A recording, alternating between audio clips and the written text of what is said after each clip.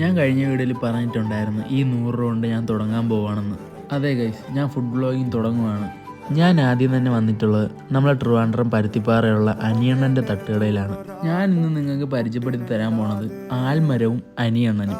ഇവിടുത്തെ സ്പെഷ്യൽ എന്ന് പറയുന്നത് ദോശ, രസവട, ചമ്മന്തി, പപ്പടം, ഓംലെറ്റ് ഇതൊക്കെയാണ്. ഈ കട തുടങ്ങിയിട്ട് 48 വർഷമായെന്നാണ് അനിയണ്ണൻ പറയുന്നത്.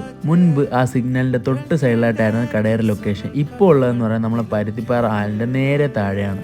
നമ്മുടെ ട്രിവാൻഡ്രം പരുത്തിപ്പാറയിൽ 20ലധികം തട്ടുകടകളും അതുപോലെ തന്നെ വെറൈറ്റി ഡിഷസും വന്നിട്ടും നമ്മുടെ അനിയണ്ണൻ അന്നും ഇന്നും കൊടുക്കുന്നത് ദോശയും ചമ്മന്തി തന്നെയാണ് ഗൈസ്. ട്രിവാൻഡ്രത്ത് ഇഷ്ടംപോലെ തട്ടുകടകളിൽ നിന്ന് ഞാൻ ദോശ കഴിച്ചിട്ടുണ്ടെങ്കിലും ഇവിടുത്തെ ദോശയുടെ സ്പെഷ്യാലിറ്റി എന്ന് പറഞ്ഞാൽ നല്ല സോഫ്റ്റ് ആണ് ഗൈസ്. ഈ പഞ്ഞിമുട്ടയൊക്കെ അലിഞ്ഞു പോകുന്നത് പോലെയാണ് അനിയണ്ണൻ്റെ ദോശ നമ്മൾ കഴിക്കുമ്പോൾ അലിഞ്ഞു പോകുന്നത്.